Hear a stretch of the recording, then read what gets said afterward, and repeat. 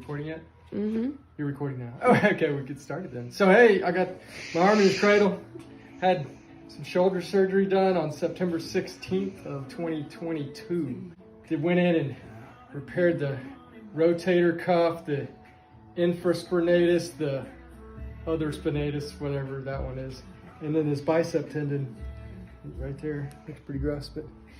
So I'm gonna be taking some videos just to record the rehabilitation of a shoulder after you've had surgery. And this specifically applies to 56-year-olds males, because that's what I am. I'm still working out.